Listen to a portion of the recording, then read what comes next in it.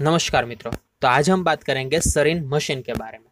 सरिन machine है वो actually हम डायमंड प्लानिंग के लिए यूज़ करते हैं। आपने सरिन मशीन काफ़ी सारे देखे होंगे, उसमें सरिन मशीन आता है, मैग्नस मशीन आते हैं और काफ़ी सारे ऐसे ढेर सारे कॉपी भी आते हैं जो डायमंड का प्लानिंग कर देती है।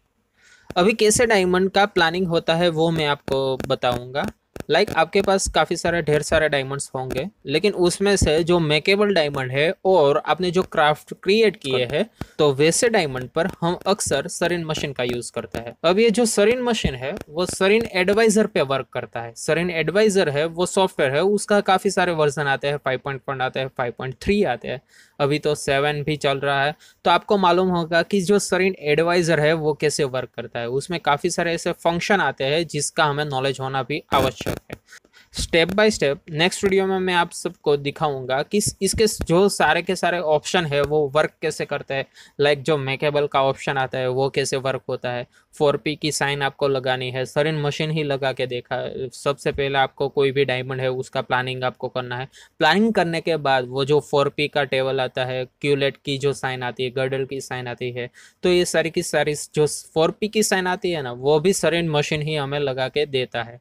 लेकिन जो सरिन मशीन एक्चुअल वर्क कैसे करता है, प्लानिंग जो रफ डायमंड में करना है वो कैसे करना है। आपके पास काफ़ी सारे डायमंड्स है, उस सारे के सारे डायमंड्स में अगर इंक्लूजन आपने रखे हैं, इंक्लूजन यानी कि कोई डायमंड में खाड़ खूड़ है रफ डायमंड में, तो आपको इंक्लूजन भी रहते हैं। इसीलिए जो सरिन मशीन है वो कैसे वर्क करता है उसकी हमें डीपली नॉलेज होना चाहिए। अभी आपको डायमंड बिजनेस में इन्वॉल्व होना है, डायमंड बिजनेस के बारे में काफ़ी सारा नॉलेज है, तो आपको सबसे पहले बेसिक है सरिन है, वो ही सबसे पहले बेसिक है। यानी कि सरिन आपने सीख लिया तो डायमंड का 50% हिस्सा है वो आपने कवर कर लिया। उसके बाद का जो 50% हिस्सा है वो आप नेक्स्ट लेवल में सीखेंगे। लेकिन जो सरिन एडवाइज़र है वो काफ़ी बेनिफिशियल है। लेकिन उसमें हमें मालूम हो सकता है कि डायमंड है उसमें टेबल कहाँ पे बिठेगा, जो क्यूलेट है वो कहाँ पे बिठेगी, यानी कि जो टीक है वो कहाँ पे बिठेगी, उसका जो डायमीटर है वो कैसे डिसाइड होता है। रफ डायमंड है उसका जो प्लानिंग होता है, जो मशीन प्लानिंग करके हमें देता है वो कैसे देता है, उसका जो बेस्ट प्लानिंग हमें करवाना है तो बेस्ट प्लानिंग कैसे होता है। तो ये सारी की सारी process Sarine machine by default ही कैप्चर कर लेगा।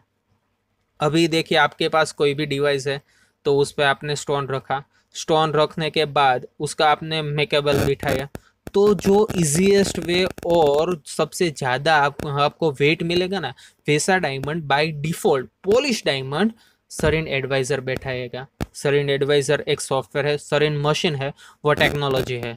जो डायमंड में सबसे ज़्यादा प्रचलित टेक्नोलॉजी है वो सरिन एडवाइज़र है, यानी कि सरिन की जो टेक्नोलॉजी है वो ही है। क्योंकि आज से 10 या 20 साल पहले क्या था, हमारे पास कोई भी टेक्नोलॉजी अवेलेबल नहीं थी। टेक्नोलॉजी के अभाव से हम कोई भी डायमंड मैन्युफैक्चरिंग करते थे तो उसमें वेट नहीं आता था।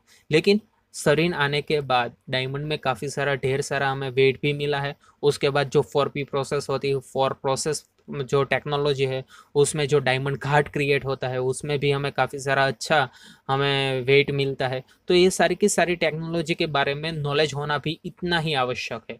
लेकिन अभी तो हम फिलहाल सरिन टेक्नोलॉजी के बारे में बात कर रहे हैं। तो सरिन टेक्नोलॉजी सबसे पहले कार्य क्या करती है। हमारे पास कोई भी मेकेबल स्टोन हो या फिर क्राफ्ट के स्टोन हो, तो ये दोनों में से कोई भी हमारे पास स्टोन अवेलेबल हो तो उसे हमें स्टेज पर बिठाना है। लेकिन स्टेज पर बिठाने से पहले हमें उस डायमंड का हमें टोल्यूइन लगा के या फिर उस पर वाइटनर लगा के उसको स्टेज पे बिठाना है। क्योंकि अगर आपने वाइटनर नहीं लगाया तो उसकी जो लेसर है वो डायमंड को कट भी कर सकती है और डायमंड को डिस्ट्रॉयड भी कर सकती है। क्योंकि ये प्रोसेस काफ़ी आप देख रहे हैं, आपको पता भी होगा कि जो लेसर है उसका जो कटिंग स्पीड आती है वो भी काफ़ी बढ़िया आती है और वो डायमंड को भी कट कर सकता है। इसीलिए हमें डायमंड का प्रोटेक्ट करने के लिए उस पर वाइटनर करना पड़ता है।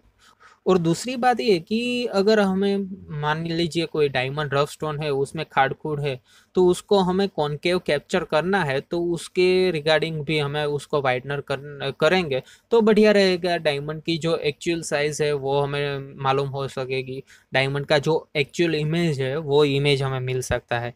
तो इसके बारे में आपको नॉलेज भी लेना इतना ही आवश्यक है, क्योंकि इस जो सरेन टेक्नोलॉजी है वो कैसे वर्क करती है उस पे जो कार्य है उसका जो फंक्शन है वो कैसे क्रिएट होता है। तो ये सारी की सारी नॉलेज हम नेक्स्ट वीडियो में लेंगे, लेकिन अभी तो फिलहाल हम टेक्नोलॉजी है वो सरीन एडवाइज़र है वो कैसे वर्क करती है वो हम दिखा दे रहे हैं आपको।